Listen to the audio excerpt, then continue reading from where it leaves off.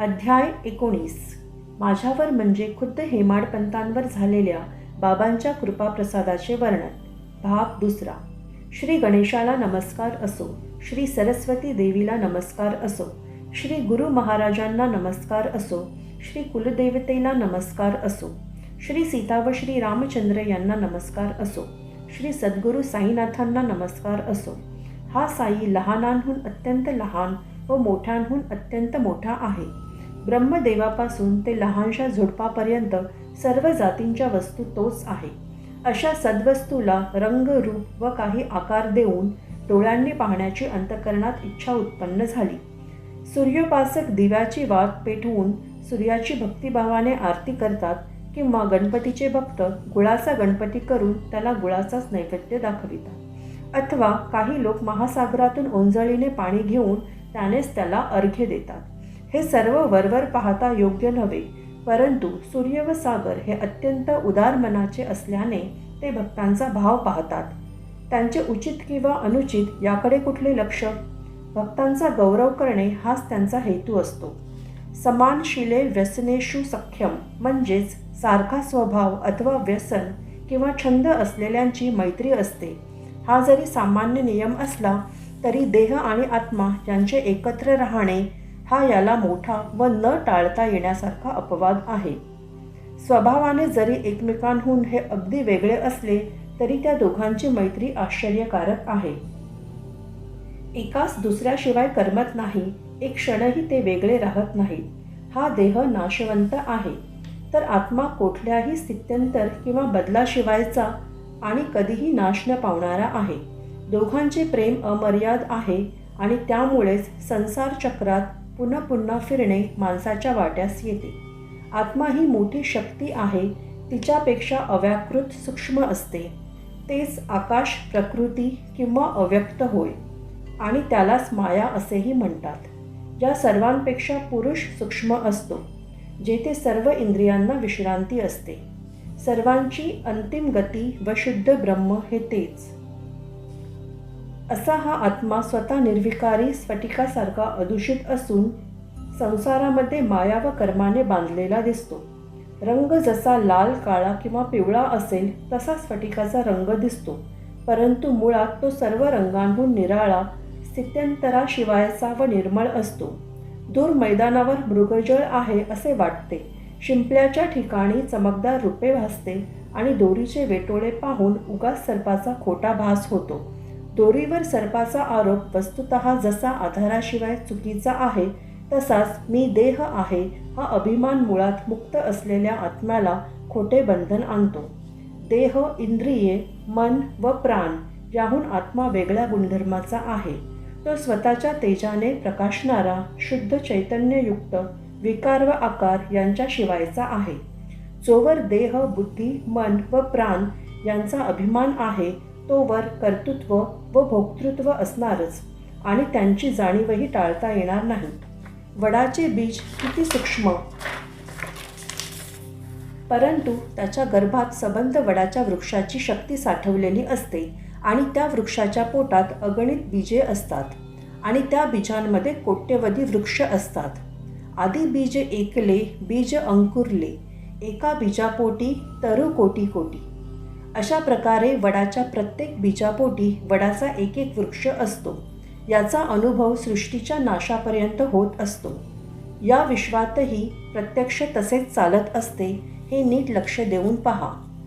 शाश्वतता, निर्भयता, मुक्तता, स्वतंत्रता व परमात्म्याची प्राप्ती यातच जीवनाचे साफल्य असते आणि आयुष्याचे अंतिम ध्येय असते.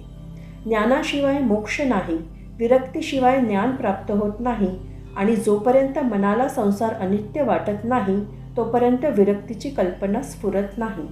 परंतु या संसाराच्या अनित्य वाटण्यामध्येच जगाचे अस्तित्व दृष्टोत्पत्तीस येते आणि हा वाटसरू मध्येच चकित होतो आणि त्याला कोठे जावे हे कळत नाही. असा हा विश्वाचा आभास आहे. शुद्ध ज्ञानस्वरूप परमात्म्याच्या ठिकाणी मायेचा खोटा विलास आहे. प्रपंचात उद्भवलेला स्वप्नाचा देखावा आहे. त्यासाठी उगाच त्रास का करून घ्यावा? स्वप्नातून जागे झाल्यावर स्वप्न नाहीसे होते, म्हणून जे स्वस्वरूपी स्थित आहे त्याला संसारातील कीर्ती, सत्ता व संपत्ती इत्यादी प्राप्त करण्याची आठवण नसते.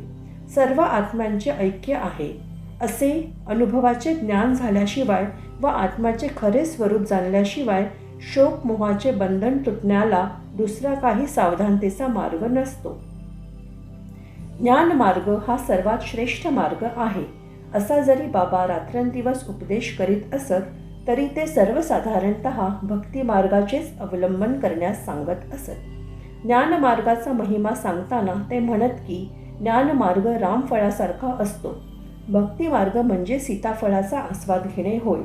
ते सहज साधण्यासारखे व चवीला गोड असते. ज्ञान म्हणजे छान पिकलेले रामफळ व भक्ती म्हणजे गोड सीताफळ. दोन्ही एकापेक्षा एक रसाने भरलेले व मधुर असतात. सुगंधही दोघांचा तसा सारखाच असतो. रामफळाच्या आतील खाण्याचा पदार्थ फळ काढून जो खाली पिकवतो त्याला उगीर लागतो, परंतु जो धीर धरून त्या फळाला झाडावरच पिकू देतो त्याला तो गोड लागतो. रामफळाची गोडी सरस खरी, परंतु झाडावर देठाला ते पिकले तरच. जर ते जमिनीवर खाली पडले तर ते उगीर होते, म्हणजेच कडू होते. म्हणून झाडावरच जो पिकवू जाणेल त्यालाच त्याचा आस्वाद घेता येईल. सीताफळासाठी मात्र असले कष्ट लागत नसतात. त्याची गोडी थोडी कमी परंतु फार मोलाची असते. रामफळाला जशी जमिनीवर खाली पडण्याची भीती असते तशीच ज्ञानमार्ग अवलंबणाऱ्यालाही निर्भयता नसते. त्याला अनिमा, महिमा वगैरे अष्टसिद्धींवर विजय मिळवावा लागतो आणि थोडीही हयगय करून चालत नाही. म्हणून दयेचे सागर श्री साई आपल्या शिष्यांना बहुतेक भक्ती व नामस्मरण यांचेच विवरण करीत असत. श्रीमद भगवद्गीतेमध्ये भगवान श्रीकृष्णांनी अर्जुनाला ज्ञानापेक्षा ध्यान श्रेष्ठ असे सांगितले आहे. श्री साईबाबा देखील भक्तांचे संसार बंधन तुटायला हेच साधन सांगत असत. असो, याविषयीची कथा मागील अध्यायात वर्णन करता राहिली, ती मी आता सांगतो. श्रोत्यांनी ऐकावे. एका वयाने वृद्ध व शक्तीने क्षीण अशा म्हातारीने संकट उभे केले होते. तिने साईबाबांपासून मंत्र मागण्यासाठी अन्न व पाणी वर्ज्य करण्याचे व्रत आरंभिले होते. तिची अशी स्थिती पाहून माधवरावांना भीती पडली आणि ते बाबांजवळ मध्यस्थी करायला गेले. अशी ही पूर्वीच्या कथेची अनुसंगती आहे. साईंच्या मनातले विचार दर्शविणारी ही श्री साई सच्चरितरूपी ज्योती उजळली आहे. तिचा उजेड मार्गदर्शक होऊन साध्या भोळ्या जनांना योग्य मार्ग सापडो. बाबांच्या आज्ञेवरून माधवरावांनी माझ्याबरोबर ज्या सुंदर कथेला सुरुवात केली तीच आपण पुढे चालवूया. माधवराव म्हणाले, म्हातारीचा निश्चय पाहून बाबांनी तिच्यावर अनुग्रह केला. तिच्या मनाचा कल फिरवला आणि कथेत नवलच झाले. बाबांनी तिला प्रेमाने हाक मारून म्हटले, आई, तू का ग धरणे घेतलेस? मरण का तुला आठवले? कोणी प्रौढ बाई असली की बाबा तिला आई म्हणून हाक मारीत आणि पुरुषांना काका, बापू किंवा भाई म्हणून हाक मारीत असत. किती गोड नवल या हाकेचे. जसे बाबांचे हृदय प्रेमळ असे तसे त्यांचे बोलणेही कानाला मधुर असे. श्री साई दिनांचे दयाळू व रंजल्या गांजल्यांचे कनवाळू होते. असो, बाबांनी तिला हाक मारली, आपल्यासमोर बसविले आणि प्रेमपूर्वक आपल्या गुरुत्वाची गुप्त किल्ली तिच्या हातात दिली. संसारातील दुःखाची तीव्रता कमी करण्यासाठी, भक्तचकोरांची तहान भागविण्यासाठी ज्ञानमय मेघरूपी बाबांनी स्वानंदरूपी जलाचा जो वर्षाव केला तो ऐका. ते म्हणाले, आई, जीवाचे हाल काग करतेस? मी केवळ तुकडे मागणारा फकीर आहे. माझ्याकडे प्रेमाने पहा. खरेच मी लेक आहे आणि तू आई आहेस. आता माझ्याकडे लक्ष दे. तुला एक नवलाची गोष्ट सांगतो जी तुला खूप सुख देईल. पहा, माझा गुरु मोठा अवलिय व कृपेचा सागर होता. त्याची सेवा करून करून मी दमलो, परंतु तो मला कान मंत्र देत नव्हता. माझ्या मनातही प्रबळ इच्छा होती की त्याची कास सोडू नये आणि खूप प्रयत्न करून त्याच्या मुखानेच मंत्र घ्यावा. सुरुवातीला त्याने मला लुबाडले. माझ्याकडून 2 पैसे मागितले. मी ते लगेच देऊन टाकले आणि मंत्राच्या शब्दांसाठी खूप विनंती केली. माझा गुरु पूर्णकाम होता. त्याला 2 पैशांचे काय काम? शिष्यांकडून पैसे मागतो त्याला निष्काम कसे म्हणावे? परंतु अशी शंका मनात येऊ देऊ नका. त्याला व्यावहारिक पैशाची इच्छा स्वप्नातही नव्हती. पैशाशी त्याला काय कर्तव्य? निष्ठा व सबुरी हेच ते 2 पैसे होते, दुसरे नव्हते. मी ते लगेच देऊन टाकले आणि त्यामुळे गुरुमाऊली माझ्यावर प्रसन्न झाली. धैर्य म्हणजे सबुरी, तिला कधीही दूर सारू नकोस. प्रसंग केव्हाही व कसाही जड पडला तरी हीच परपार नेईल. पुरुषांचे पौरुषत्व म्हणजे सबुरी, ती संताप व दीनता घालवते, युक्तिप्रयुक्तीने संकट निवारते आणि सर्व भीती बाजूला सारते. सबुरीच्या वाटेला यश येते आणि विपत्ता 12 दिशांनी पळून जाते. येथे अविचाररूपी त्रासदायक गोष्ट कोणाला ठाऊक नसते. सबुरी ही सद्गुणांची खाण व सद्विचाररूपी राजाची राणी आहे. निष्ठा व सबुरी या सख्या बहिणी असून एकमेकींना जीव की प्राण असतात. सबुरीशिवाय मनुष्य प्राण्याची स्थिती दिनवाणी होते. पंडित असो वा मोठा गुणवंत असो, हिच्याशिवाय त्याचे जीवन व्यर्थ असते. गुरु जरी स्वतः समर्थ असला तरी शिष्याकडून त्याला तीव्र बुद्धीची, सबळ श्रद्धेची व धैर्ययुक्त सबुरीची अपेक्षा असते. दगड व हिरा हे कोणी सहाणेवर घासले तर स्वच्छ होतात, परंतु दगड दगड राहतो आणि हिरा मात्र तेजाळ होतो. चमकविण्यासाठी दोघांनाही एकच विधी केला, परंतु दगडाला हिऱ्याचे पाणी चढेल काय? हिऱ्याची तेजाळ हिरकणी बनेल आणि दगड आपल्या गुणासारखा गुळगुळीतच राहील. 12 वर्षे गुरुच्या पायाशी राहिलो आणि गुरुने लहानाचा मोठा केला. गुरुच्या पोटात अत्यंत प्रेम होते आणि मला अन्न वस्त्राचा टोटा नव्हता. माझा गुरु भक्ती प्रेमाचा केवळ पुतळा होता. त्याला शिष्याचा खरा जिव्हाळा होता. माझ्या गुरुसारखा गुरु विरळाच आणि त्याच्या सहवासाच्या सुखसोहळ्याचे वर्णनच करता येत नाही. त्या प्रेमाचे काय वर्णन करावे? त्याचे मुख पाहता माझे डोळे ध्यानस्थ होत असत. आम्ही दोघेही अति आनंदित असायचो आणि मला दुसरे काही पाहणेच नसायचे. मी रात्रंदिवस प्रेमाने गुरुमुखाचे अवलोकन करीत असे. मला ना भूक ना तहान आणि गुरुशिवाय माझे मन अस्वस्थ होत असे. त्याच्याशिवाय दुसरे ध्यान मला नव्हते. त्याच्याशिवाय दुसरे माझे लक्ष नव्हते. गुरु हेच एक माझे अनुसंधान होते. खरेच गुरु कौशल्य अजबच असते. माझ्या गुरुचीही हीच अपेक्षा होती. याशिवाय त्याची दुसरी काही इच्छा नव्हती. त्याने माझी कधी उपेक्षा केली नाही आणि माझे संकटांपासून सदा रक्षण केले. कधी मी गुरुच्या पायापाशी होतो तर कधी समुद्राच्या पैलतीरी होतो, परंतु त्याच्या सहवास सुखाला अंतरलो नव्हतो. तो मला कृपायुक्त दृष्टीने सांभाळत होता. कासवी जशी आपल्या पिल्लांना स्वतःच्या दृष्टीचे खाणे खाऊ घालते, तशीच माझ्या गुरुची तऱ्हा होती. दृष्टीनेच तो लेकरांना सांभाळत असे. आई, या मशिदीत बसून मी जे सांगतो ते खरे मान. गुरुने माझेच कान नाही फुंकले तर तुझे मी कसे ग फुंकू? कासवीच्या प्रेमदृष्टीनेच तिच्या पोरांना सुखसंतोष लाभतो. आई, उगाच कशाला दुःखी होतेस? मला उपदेश गोष्टी ठाऊक नाहीत. कासवी नदीच्या एका किनारी तर तिची पोरे पलीकडच्या वाळवंटावर असताना दृष्टादृष्टीनेच त्यांचे पालनपोषण होते. म्हणून म्हणतो, मंत्राच्या व्यर्थ खटपटी कशासाठी पाहिजेत? तर आता तू जा व अन्न खा. जीव धोक्यात घालू नकोस. माझ्याकडे फक्त लक्ष दे, म्हणजे परमार्थ हातास येईल. तू माझ्याकडे अनन्यपणे पहा आणि मीही तुझ्याकडे तसाच पाहीन. याशिवाय दुसरे काही माझ्या गुरुने मला शिकवलेच नाही. साधन संपन्नतेची गरज नाही. 6 शास्त्रांच्या निपुणतेची जरुरी नाही. फक्त एक पुरता विश्वास असावा की गुरुच करता व हर्ता आहे. म्हणूनच गुरुचे महत्त्व फार मोठे आहे. गुरु साक्षात ब्रह्मा, विष्णू व महेश्वर आहे. असे जो कोणी गुरुची ही स्थिती जाणतो तो त्रैलोक्यात धन्य होतो.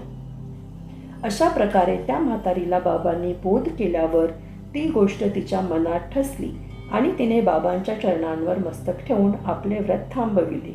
ही कथा ऐकून मुळापासूनच तिची समर्पकता जाणून आणि तिची सार्थकता पाहून माझ्या मनाला आनंदपूर्वक आश्चर्य वाटले. बाबांची ही लीला पाहून परमानंदाने माझा कंठ दाटला. प्रेमाचा उमाळा येऊन गहिवर आला आणि हा उत्तम उपदेश मनात ठसला.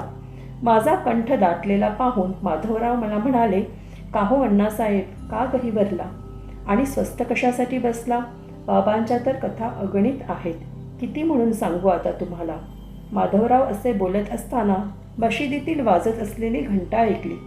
रोज दुपारी जेवणाआधी भक्त मशिदीत जाऊन बसत असत आणि गंध, अक्षता, अर्घपाद्य इत्यादी विधींसह बाबांची पूजा करीत असत. त्यानंतर बापूसाहेब जोग पंचारती घेऊन बाबांना भक्तियुक्त प्रेमाने ओवाळीत असत आणि भक्त लोक आरत्या म्हणत असत. त्या आरतीची उत्तम निदर्शक अशी ही घंटा घणघण वाजू लागली आणि आम्ही मनाची इच्छा तृप्त झाल्याने मशिदीची वाट धरली. दुपारची ही आरती पुरुष व स्त्रिया एकत्र येऊन करीत असत. स्त्रियावर मशिदीत आणि पुरुष खाली मंडपात असत. मंगलवाद्यांच्या गजरात, तासांच्या झणत्कारात अत्यंत हर्षभराने व उच्च स्वराने ते सर्व आरत्या म्हणत असत. आम्ही मंडपाच्या दारात पोहोचलो तेव्हा आरती जोरजोरात चालली होती. मशिदीची पायरी पुरुष मंडळींनी वेढलेली होती आणि वर जाण्याला किंचितही जागा नव्हती. माझ्या मनात होते की आरती संपेपर्यंत खालीच असावे आणि आरती संपल्यावर इतर मंडळींबरोबर वर बाबांजवळ जावे. माझ्या मनात असे मी आणले खरे, परंतु माधवराव स्वतः पायरीवर चढले, हाताने धरून मलाही ओढले आणि बाबांजवळ घेऊन गेले. बाबा आपल्या जागी बसून स्वस्थपणे चिलीम पीत होते आणि समोर जोग डाव्या हाताने घंटा वाजवीत पंचारतीने त्यांना ओवाळीत होते. अशा त्या आरतीच्या ऐन रंगात माधवराव बाबांच्या समोर उजव्या बाजूस स्वतः बसले आणि मलाही बसविले. मग शांतमूर्ती संतांचे मुकुटमणी बाबा मंजूळ शब्दात मला म्हणाले, शामरावांनी काय दक्षिणा दिली ती मला दे. मी म्हणालो, बाबा हे शामराव येथेच आहेत. त्यांनी दक्षिणेऐवजी नमस्कार दिले आणि मला म्हणाले की हेच माझे 15 रुपये बाबांना द्या. त्यावर बाबा म्हणाले, बरे ते असू दे. काही गोष्टी केल्या का? दोघे काही बोलला का? काय काय गोष्टी केल्या त्या आता मला सर्व सांगा. नमस्काराची गोष्ट जाऊ दे, त्याच्याशी काय काय गोष्टी केल्या त्या समग्र आता मला ऐकव. गोष्ट सांगण्याची मला उत्कंठा होती आणि पोटात परमानंद मावत नव्हता. एवढा मोठा आरतीचा गजर होता तरी तो परमानंद ओठातून बाहेर पडला. तक्याला टेकून बसलेले बाबा देखील गोष्ट ऐकायला पुढे झाले आणि मी देखील पुढे तोंड करून ते सांगायला सुरुवात केली. बाबा, तेथे ज्या ज्या गोष्टी झाल्या त्या सर्वच मनाला गोड वाटल्या. त्यातली त्या म्हातारीची कथा ऐकून फार नवल वाटले. बाबा, शामरावांनी ती कथा सांगितल्यावर आपली कळकळ मला दिसून आली आणि या कथेच्या रूपाने माझ्यावर अनुग्रहच केला असे निश्चित वाटले. त्यावर बाबा मोठ्या उत्सुकतेने म्हणाले, सांग ती मला सगळी कथा, पाहूया कसे ते नवल आणि कसा तो अनुग्रह. गोष्ट मी ताजीच ऐकलेली होती, शिवाय मनात फारच ठसलेली होती. ती मी न अडकळता बाबांना कथन केली आणि ती ऐकून बाबांची मनोवृत्ती प्रसन्न दिसली. अशा प्रकारे सगळी हकीकत मी सांगितली आणि बाबांनीही ती लक्ष देऊन ऐकली. लगेच ते म्हणाले, हे फार मोलाचे मानून नीट लक्षात ठेवावे. नंतर अति उल्हासाने पुन्हा त्यांनी प्रश्न केला, ती ऐकलेली गोष्ट किती गोड होती? ती तुझ्या मनात ठसली का? सार्थकता खरीच मानली का? मी म्हणालो, बाबा, ती कथा ऐकल्यावर मला शांत वाटले. माझ्या मनाची पीडा दूर झाली आणि मला निश्चित मार्ग कळला. त्यावर बाबा म्हणाले, आमची युक्तीच आपली आहे. ही एकच गोष्ट मनात धरावी, फार उपकारक होईल. आत्म्याचे नीट अनुभवजन्य ज्ञान प्राप्त करणे आणि त्यासाठी त्याचे ध्यान करणे हेच आत्म्याचे अनुष्ठान होय आणि त्यामुळेच वृत्तीचे समाधान होते. सर्व इच्छांपासून मुक्त होऊन सर्व प्राण्यांमध्ये वास करणारा परमेश्वर मनात आणावा, म्हणजे व्यवस्थित ध्यान होईल आणि जे प्राप्त करायचे आहे ते प्राप्त होईल. केवळ मूर्तिमंत जे ज्ञान, चैतन्य अथवा अत्यंत आनंद तेच माझे स्वरूप जाण आणि त्याचेच नित्य ध्यान करीत जा. हे साधले नाही तर माझे सगुण साकार रूप लक्षात आणून नखांपासून शेंडीपर्यंत मला रात्रंदिवस मनात आण. असे माझे ध्यान करता करता वृत्ती एकाग्र होईल आणि ध्यान व ध्येय यांचे भान नष्ट होऊन जाईल. अशा प्रकारे हा तिघांचा समुदाय नाहीसा झाला म्हणजे ध्यान करणाऱ्याला अत्यंत चैतन्यता प्राप्त होईल. हेच ध्यान करण्याचे अंतिम उद्दिष्ट आहे. त्यामुळे ब्रह्माशी ऐक्य तुला प्राप्त होईल. कासवी नदीच्या अलीकडच्या काठावर असते तर तिची पिल्ले पलीकडच्या काठावर असतात. त्यांना दूध किंवा आईची ऊब मिळत नाही. परंतु फक्त आईची दृष्टीच त्या बालकांचे पोषण करीत असते. पिल्लांनी सदा आईचे ध्यान करायचे असते, दुसरे काही करायचे नसते. त्यांना दूध नको आणि चारा किंवा अन्नही नको. आईकडे पाहणे हेच त्यांचे पोषण असते. हे जे कासवीचे पिल्लांकडे परत पाहणे म्हणजे प्रत्यक्ष अमृताची वृष्टीच होय. त्यामुळे पिल्लांना जसा स्वानंदरूपी पोषणाचा लाभ होतो, तसाच गुरु शिष्यांनाही एकरूप बनण्याचा लाभ होतो. याप्रमाणे साईबाबांच्या तोंडचे शब्द निघाले आणि आरतीचा गजरही थांबला. सर्वांनी श्री सच्चिदानंद सद्गुरू साईनाथ महाराज की जय असा पुकार केला. निरांजन दाखविण्याचा विधी संपला आणि आरतीसुद्धा तपशीलवार आटोपली. परंतु बापूसाहेब जोग खडीसाखर अर्पण करू लागले म्हणून बाबांनी आपल्या हातांचा पंजा पुढे केला.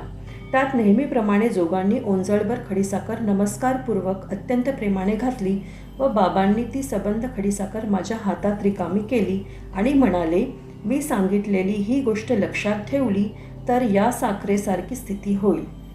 त्यावर मी बाबांना अभिवंदन करून हेच कृपेचे दान मागितले. हेच आशीर्वादाचे शब्द मला पुरे आहेत, मला सांभाळून घ्या. त्यावर बाबा म्हणाले, ही कथा ऐकावी, तिचे मनन करावे आणि त्याचे पुन्हा पुन्हा चिंतन करावे, म्हणजे ती चांगली लक्षात राहील, सारखी आठवेल आणि अत्यंत आनंदाची प्राप्ती होईल. अशा प्रकारे जे काही तू कानांनी ऐकलेस ते जर तू मनात धरशील तर स्वतःच्या कल्याणाची खाणच तुझ्यासाठी उघडेल आणि तुझी सर्व पापे धुवून निघतील. सोसाट्याचा वारा चालला म्हणजे समुद्रावर लाटा उसळतात आणि असंख्य बुडबुड्यांसह फेसांचा साठा किनाऱ्यावर येऊन आदळतो. लाटा, बुडबुडे, फेस, भोवरे हे सर्व एकाच पाण्याचे विविध प्रकार असतात. सर्व दृष्टीच्या भ्रमाचा पसारा असतो. वारा शांत झाला की ते विरून जातात. हा काय प्रकार झाला म्हणावा? हे सर्व नाश पावले म्हणावे का? तर हा सर्व मायेचा खेळ जाणून झाले गेले सारखेच आहे असे समजावे. सृष्टीचीही अशीच घडामोड असते. म्हणून विवेक संपन्न माणसाला त्यांचे कौतुक नसते. ते नाशवंत वस्तूंची आसक्ती ठेवून नसतात आणि शाश्वत वस्तूंची जोड साधून घेत असतात. ज्ञानापेक्षा ध्यानाचे महत्त्व जास्त आहे, परंतु त्यासाठी यथार्थ ज्ञान असावे लागते. सद्वस्तूचा सर्वतोपरी समज किंवा बोध झाल्याशिवाय त्याचे नीट ध्यान साधत नसते. आत्म्याचे चांगले अनुभवजन्य ज्ञान हेच ध्यानाचे मूळ होय. यालाच अंतर्यामी आत्म्याचे अनुष्ठान म्हणतात. परंतु जो विशेष मुद्दे किंवा गोष्टींशिवायचा आहे त्याला ध्यानात कसा आणता येईल, तो तर फसवून जातो. तर अंतर्यामी आत्मा हाच ईश्वर होय आणि जो ईश्वर तोच गुरु होय. तिघांमध्ये भेद मुळीच नसतो.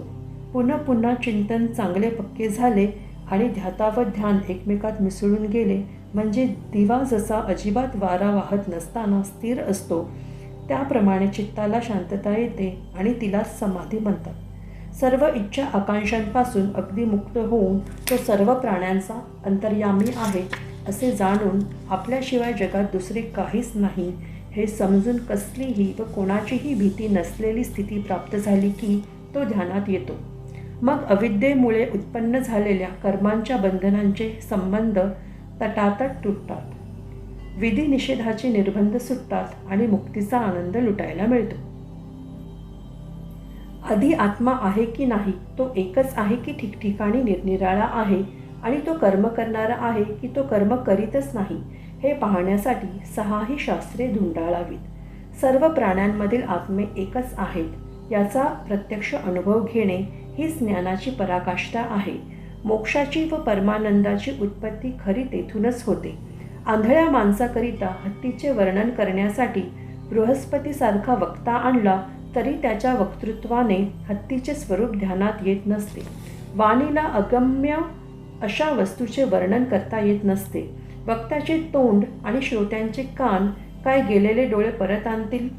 हत्तीचे खरेखुरे स्वरूप पाहण्यासाठी केवळ डोळे हेच उपयोगी पडणारे असतात. डोळे नसताना आंधळ्याच्या अनुभवाला हत्ती कसा येईल? तसेच गुरु जेव्हा दिव्य नेत्र देईल तेव्हाच ज्ञानाचा ठेवा हाती येईल. साईबाबा स्वतः संपूर्ण अनुभव ज्ञानाचा साठा आहेत. त्यांच्या स्वरूपाचे यथास्थित ज्ञान करून घेणे हेच त्यांच्या ध्यानाचे अनुष्ठान व दर्शन आहे. अविद्या, काम व कर्म यांच्या बंधनांपासून संपूर्णपणे मोकळे होण्यासाठी दुसरे काही साधन नाही, हे लक्षात ठेवा. साई नाही तुमचा किंवा आमचा, तो तर खरोखर सर्व प्राण्यात वास करणारा आहे. सूर्य जसा सगळ्या जगाचा आहे तसाच हा सर्वांचा आहे. आता त्याचे सर्वसाधारण व अमूल्य बोल ऐका. वेळोवेळी म्हटलेले ते बोल लक्षात ठेवले तर तुमचे हित सदा सर्वदा सफल होईल. पूर्वजन्मीचे ऋणानुबंध असल्याशिवाय कोणीही कोठेही जातच नाही. म्हणूनच माणसांनाच काय पशुपक्ष्यांनाही हडहड करू नकोस. आल्या गेल्याचा आदर कर.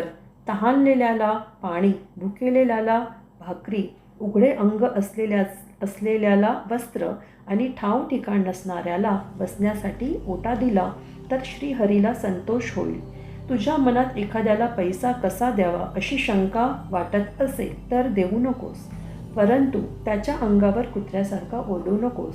कोणीही तुला 100 बोल बोलू दे, तू त्याला उलट कटू उत्तर देऊ नकोस. सदा सहिष्णुता धरली तर अमर्याद सुख लाभेल. दुनिया इकडची तिकडे झाली तरी आपण मागे पुढे होऊ नये. आपल्या जागी अगदी स्वस्थ राहून दुनियेतले कौतुक तेवढे पाहावे. तुमच्या आमच्यामधील भिंत पाडून टाका, म्हणजे जाण्या येण्याचा प्रशस्त मार्ग अगदी निर्धास्त होईल. मी तूपणाची भेदवृत्ती हीच ती गुरु शिष्यांमधील भिंत. ती निश्चितपणे पाडून टाकली नाही तर त्यांच्यामध्ये ऐक्यस्थिती प्राप्त होणे कठीण. अल्ला मालिक, त्याच्याशिवाय आपला कोणी संरक्षण करता नाही. त्याची करणी अलौकिक, अमौलिक आणि न कळणारी आहे. तो जे करील तेच होईल, त्याचा मार्ग तोच दाखवील. एकही क्षण न लागता वेळ येईल आणि आपल्या मनाची इच्छा पूर्ण होईल. ऋणानुबंधाच्या गाठी आहेत म्हणून तुमच्या आमच्या भेटी दैववशात झाल्या आहेत. तरी पोटात एकमेकांबद्दल प्रेम धरूया आणि सुखसंतोषाचा अनुभव घेऊया. येथे कोण अमर आहे? कृतार्थ त्याला म्हणावा ज्याला परमार्थ लाभला आहे. नाहीतरी जोपर्यंत श्वासोश्वास चालतो तोपर्यंतच जीव मात्र जिवंत राहत असतात. हे कृपावचन कानी पडले आणि माझे आतुर मन सुखावले. तहानलेल्या मला जणू काय पाणी लागले आणि मी आनंदयुक्त झालो. जवळ अप्रतिम बुद्धी असेल व कधीही न ढळणारी गाढ श्रद्धा असेल तरी साईसारख्या गुरुचे बळ लाभायला प्रबळ भाग्याचीच आवश्यकता असावी लागते. यातील सार पाहू जाता श्रीकृष्ण भगवान गीतेत जे बोलले तेच अगदी खरे आहे. जे मला जसे भजतात तसे मी त्यांना फल देतो. म्हणजे सर्व भार कर्मावरच आहे. जसे कर्म केले असेल, जसे ज्ञान जोडले असेल आणि जसा अभ्यास केला असेल त्या प्रमाणात हित साधले जाते. हेच या अध्यायातील तात्पर्य आहे आणि हेच येथील बोधामृत होय. जे अनन्य भावाने माझे चिंतन करतात त्या नित्य योगयुक्त पुरुषांचा प्रपंच निर्वाह गोविंद पूर्णपणे चालवितो. हेच भगवद्गीतेचे वर्म इथेही लागू पडते. हा गोड उपदेश ऐकून माझ्या डोळ्यांसमोर स्मृतीचे दैवानुभाव यनानेन हे वचन उभे राहिले. याने म्हणजे यज्ञाने तुम्ही देवांची संभावना करा, म्हणजे ते तुमच्याकरिता कळवळतील. तुम्ही जोर काढू लागा, दुधाची काळजी सर्वस्वी टाकून द्या. म्हणजेच तुम्ही प्रयत्न करू लागा आणि फलाची चिंता करू नका. तुमच्या पाठीमागे दुधाची वाटी घेऊन मी उभाच आहे, परंतु म्हणाल की जोर मी काढावे आणि दुधाचे प्याले तुम्ही यथेच्छ प्यावे, तर असले मला ठाऊक नाही. माणसाने कार्य करण्यासाठी तत्पर असावे. बाबांची ही शपथपूर्वक सांगितलेली वाणी प्रमाण मानून जे कोणी वर्तन करतील त्यांना येथे पृथ्वीवरच्या व स्वर्गातील सुखाची खाणच सापडली आहे असे जाणावे.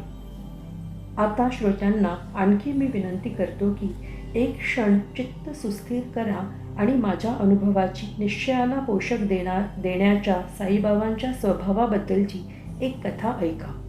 एखादे चांगले काम करण्याचा नेम धरला तर साई महाराज कसे उत्तेजन देतात आणि ओठ हलवल्याशिवाय कसा अनुग्रह करतात ते ऐका.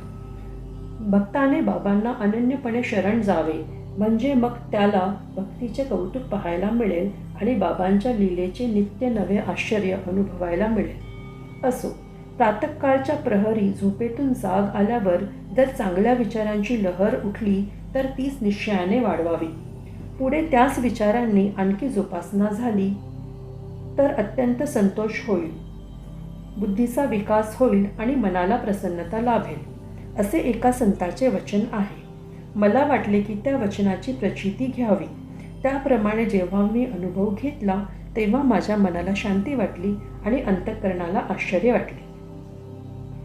शिर्डीसारखे पवित्र स्थान व गुरुवारसारखा मंगल दिवस होता.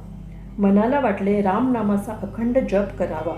बुधवारी रात्री बिछाण्यावर शरीर निद्रावश होईपर्यंत माझे मन मी श्री रामप्रभूंच्या चिंतनात गर्क करून हृदयात तसेच कायम ठेवले. प्रातःकाळी जाग आल्याबरोबर मनाला रामनाम आठवले आणि अशी वृत्ती उठलेली पाहून जिभेची सार्थकता झाल्यासारखे वाटले. मग निश्चयाने मन स्थिर केले. शौच व मुखमार्जन आटोपून मिळतील ती फुले गोळा करून साईबाबांच्या पहाटेच्या दर्शनाला निघालो. दीक्षितांचे घर सोडले आणि बुटींच्या वाड्यावर पडलो. तो औरंगाबादकर यांना मधुर सुंदर गीत गाताना ऐकले. त्या गीताची प्रसंगानुरूपता ओवी रूपाने सांगितली तर मूळची स्वाभाविक गोडी जाईल आणि श्रोत्यांचा विरस होईल. म्हणून ते गीतच मुळासकट शब्दशः मी गाऊन दाखवितो, म्हणजे श्रोतेजण आनंदित होतील आणि त्यांना मूळ गीतातील शुद्ध उपदेश जाणवेल.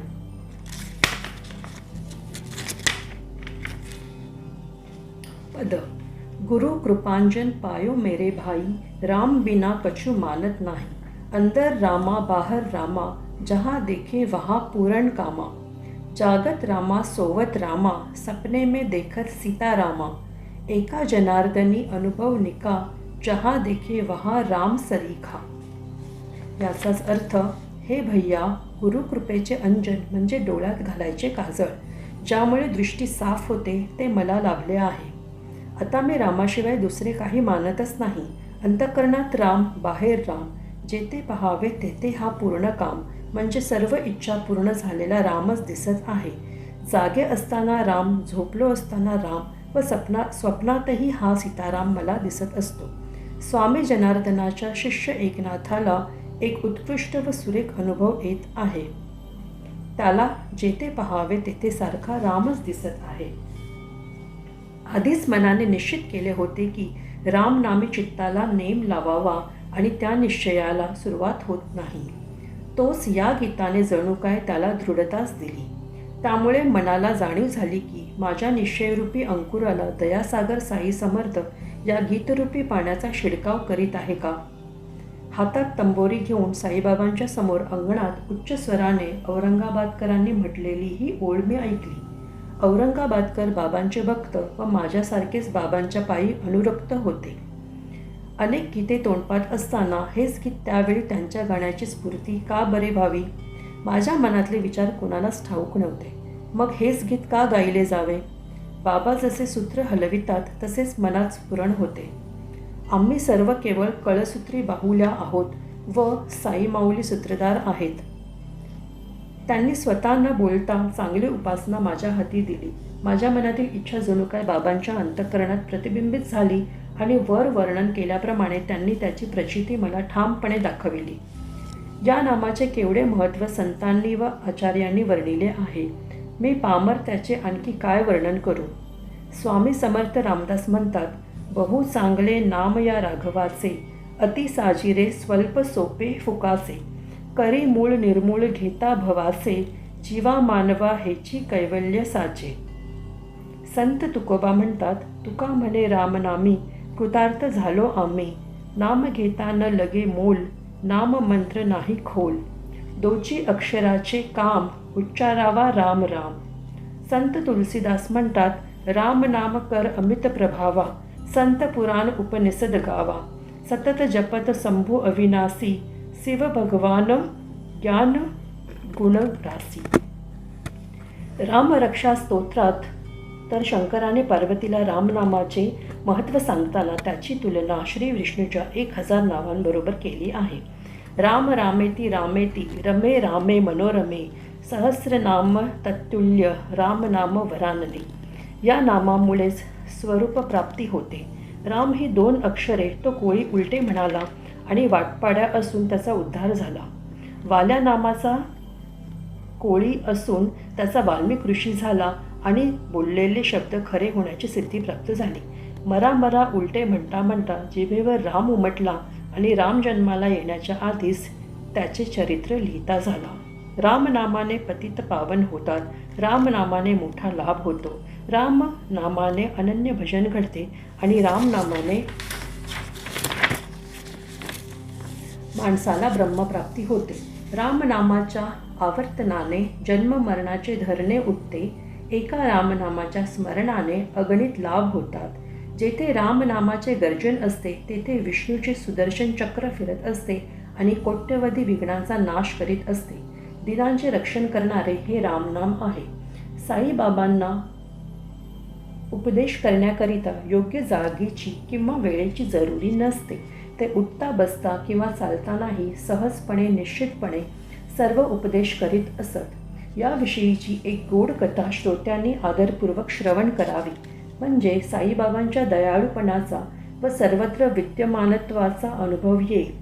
एकदा एक श्रेष्ठ भक्त कोणा एकाची गोष्ट बोलत असताना स्वतः वाईट विचाराकडे ओढले गेले आणि निंदा करण्यात अगदी गढून गेले.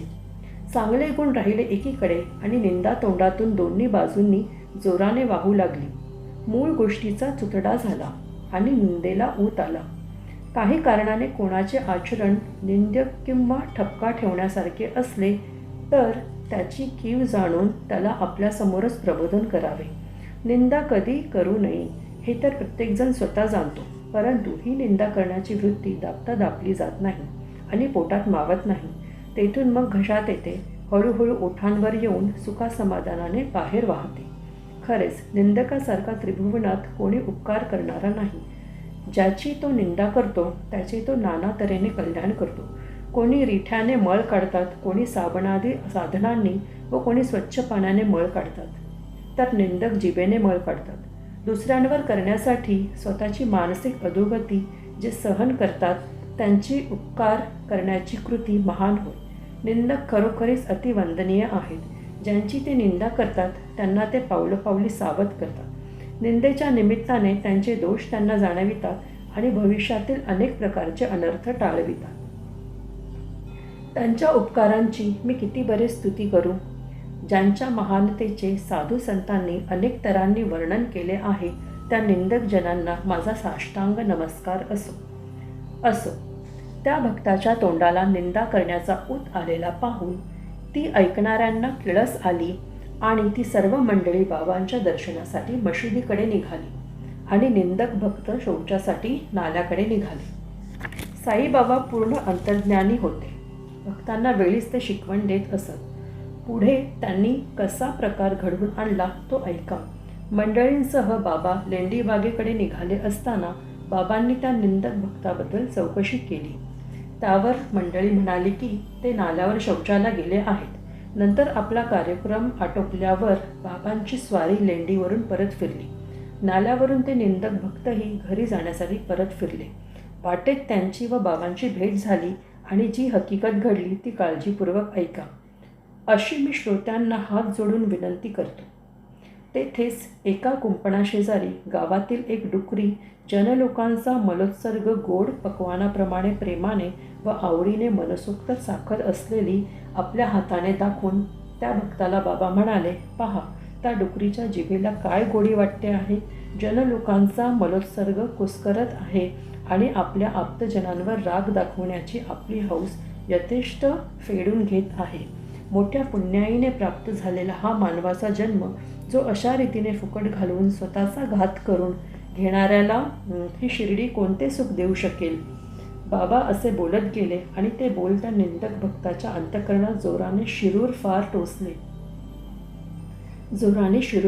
टोचले. त्यांना सकाळी घडलेली गोष्ट आठवली आणि मग बाबांचे बोल मनात फार झोंबले. असो, बाबा तर वेळ प्रसंग पाहून भक्तांना अनेक तऱ्हांनी उपदेश करीत असत. त्यातील सार हृदयात साठवून ठेवले तर परमार्थ कधी दूर राहील का. असेल माझा हरी तर देईल खाटल्यावरी. या म्हणीचा खरेपणा खोटा नव्हे, परंतु तो अन्न व वस्त्र एवढ्याच पुरता लागू आहे. त्याला जो परमार्थासाठी लावू पाहिल त्याचा परमार्थ सर्व तऱ्हेने लुबाडला जाईल.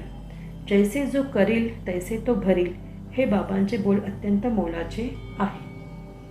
आणखी सुद्धा बाबांचे बोल ऐकले तर आत्मानंदाला डोलायला लावतील आणि भावभक्तीची ओढ असली तर तिची मुळे खूप खोल जातील. मी पाण्यात, जमिनीत किंवा लाकडात, कुठल्याही जागी, लोकवस्तीत किंवा रानावनात, आपल्या देशात किंवा परदेशात, तसेच दैदिप्यमान आकाशातही भरलेलो आहे.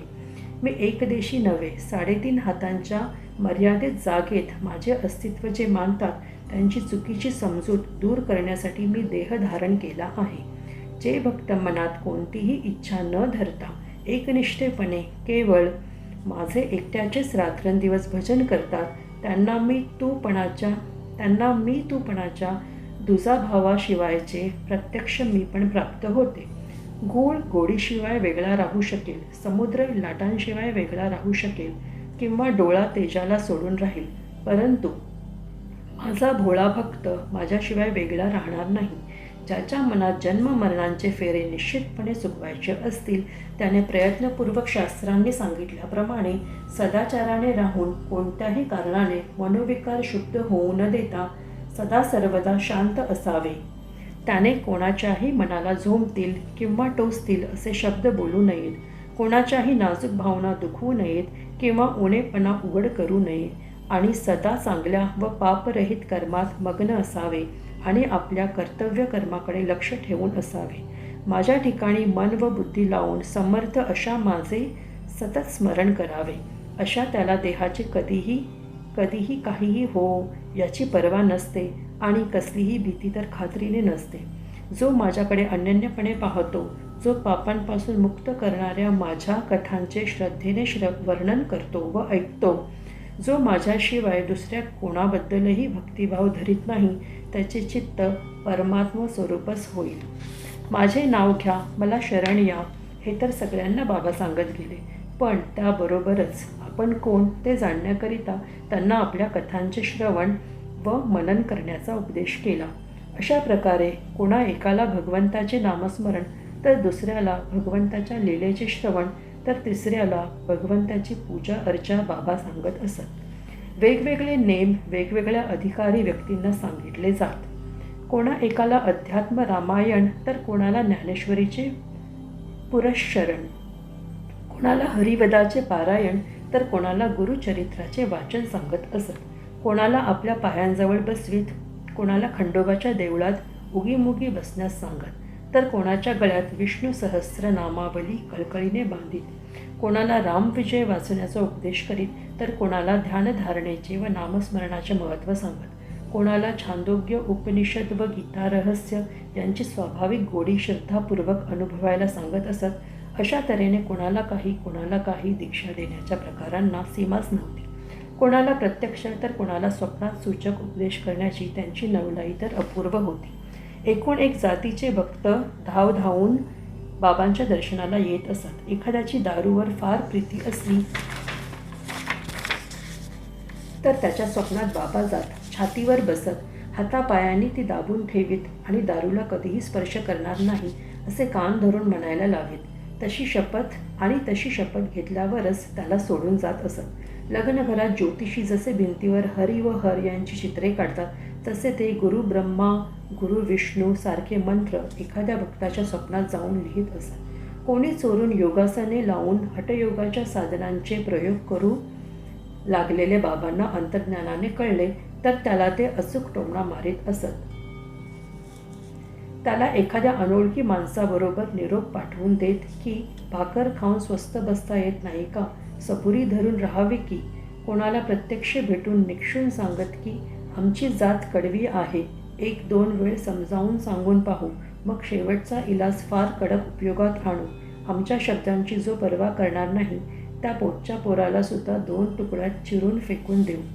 साईबाबा विद्या, बुद्धी, पराक्रम इत्यादी गुणांनी श्रेष्ठ व उदार अंतःकरणाचे महात्मा होते. त्यांच्या अद्भुत कृत्यांचे मी पामर कसे वर्णन करू शकणार. ते कोणाला ज्ञान व विरक्तीची प्राप्ती करून देत असत, तर कोणाला चांगली मनोवृत्ती व भक्ती मिळवून देत असत, तर कोणाला संसारातील व्यवहारातील निर्दोष व स्तुत्य वर्तनाची शिस्तही लावून देत असत. त्याबद्दल उदाहरण म्हणून एक चुटका मी श्रोतृजनांना कथन करतो. एकदा भर दुपारी बाबांच्या मनात काय आले कोणास ठाऊक, त्यांची स्वारी राधाकृष्णाच्या घराशेजारी अचानक झाली. बरोबर काही लोक होते. बाबा म्हणाले, आना रे ते शिडी. बाबा म्हणाले, आना रे शिडी. लगेच एकाने तात्काळ जाऊन शिडी आणून ठेवली. बाबांनी ती जवळच्या घराला लावली आणि स्वतः छपरावर चढले. त्यांच्या मनात काय बेत होता हे कोणालाच कळेना. त्यावेळी ती शिडी वामन गोंदकराच्या घराला लावली होती. त्यावरून श्री साई स्वतः झरझर छपरावर चढले. तेथून शेजारीच घराला लागून असलेल्या राधाकृष्णीच्या घराचे छप्पर होते, तेही बाबा पटकन ओलांडून गेले. काय हा चमत्कार कुणालाच कळेना. त्यावेळी राधाकृष्णाबाईंना मोठा जोराचा हेवताप आलेला होता आणि त्या अत्यंत अस्वस्थ होत्या. त्या काळी बाबा स्वतः देखील फार अशक्त होते. दोघे दोन बाजूंना धरू लागत, तेव्हाच ते चालू शकत असत. मग एवढी शक्ती त्यांना कुठून आली? असो, लगेच दुसऱ्या बाजूची छपराची उतरण ओलांडून ते छपराच्या कडेला आले. तेथे सुद्धा ती शिडी लावलेली आणि खाली उतरून आले. जमिनीवर पाय लागताच त्या शिडीवाल्याला उशीर न करता तात्काळ आठवण ठेवून 2 रुपये काढून दिले. 2 ठिकाणी फक्त शिडी लावली, हेच काय ते मेहनतीचे काम. परंतु त्याची भरपाई बाबांनी एवढ्या मोठ्या तऱ्हेने फेडावी का? जमलेल्या लोकांमध्ये सहज कुतूहल उत्पन्न झाले की बाबांनी निसणवाल्याला इतका पैसा कसा काय दिला? कोणीतरी बाबांना विचारा, असे ते म्हणू लागले. तेव्हा एकाने धीर धरून बाबांना विचारले तर बाबांनी उत्तर दिले, कोणाच्याही श्रमाचा थोडाही भार फुकट घेऊ नये. कोणाकडून काम करवून घ्यावे, परंतु त्याबरोबर त्याच्या श्रमाचा विचार मनात राहू द्या. आपल्या जीवाला असा नेम लावावा की कोणाचेही फुकटचे परिश्रम घेऊ नयेत. बाबा असे का करीत असत, त्याचे खरे वर्म कुणाला समजणार? त्यांचे त्यांनाच ठाऊक. संतांच्या मनातले अत्यंत गूढ असते. बाबांचे तोंडचे शब्द हेच आम्हाला सर्वस्वी आधार आहेत. त्याप्रमाणे वागण्याचा निश्चय ठेवला तर संसारातील व्यवहार सुरळीत चालेल. असो, पुढील अध्यायाची गोडी या अध्यायापेक्षा जास्त चांगली असेल. एका मोलकरणीची भाबडी पोर वेदांताच्या गूढ प्रश्नाचा उलगडा करून देईल. दास गणू हे प्रासादिक हरिदास यांनी सामान्य जनांवर उपकार करण्यासाठी संस्कृत भाषेतील ईशावास्य नावाच्या उपनिषदाचे मराठी भाषांतर करण्याचा निश्चय केला. साई कृपेने ग्रंथ लिहिला, परंतु काही गूढ अर्थ राहिला आणि मनात संशय पडला. परंतु बाबांनी तो कसा फेडावा? शिर्डीत बसून दास गणूंना ते म्हणाले की तू पार्ल्याला जाशील तेव्हा काकासाहेब दीक्षितांची मोलकरीण तुझ्या शंकेचे समाधान करेल. असो, त्या अध्यायात ईशावास्य उपनिषदरूपी कमळाच्या सभोवार वाणीची देवता सरस्वती रूपी भ्रमरी गुणगुणत घिरट्या घालेल. त्या कमळाच्या वास सेवन करण्याचे कलाकौशल्य चाणाक्ष श्रोत्यांनी उपयोगात आणावे. असो, पुढील अध्यायात हेच सांगितले जाईल. करता करविता दयासागर श्री साई आहे. श्रोत्यांनी सवडीप्रमाणे श्रवण करावे, म्हणजे कल्याण होईल. हेमाडपंत साईबाबांना शरण आले आहेत, तसेच सर्व प्राण्यांमध्ये वास करीत असलेल्या परमेश्वराच्या ठिकाणी लीन झालेले आहेत. श्रोत्यांनी मला नीट लक्ष देण्याचे दान द्यावे. हे साईंच्या कथांचे निरूपण गोड आहे. सर्वांचे कल्याण असो, अशा प्रकारे संत व सज्जन यांनी प्रेरणा केलेल्या भक्त हेमाडपंत यांनी रचलेल्या श्री साई समर्थ यांच्या सत्यचरित्राचा मद अनुग्रह 2 नावाचा 19वा अध्याय समाप्त झाला. श्री सद्गुरू साईनाथांना अर्पण असो. सर्वत्र मंगल असो.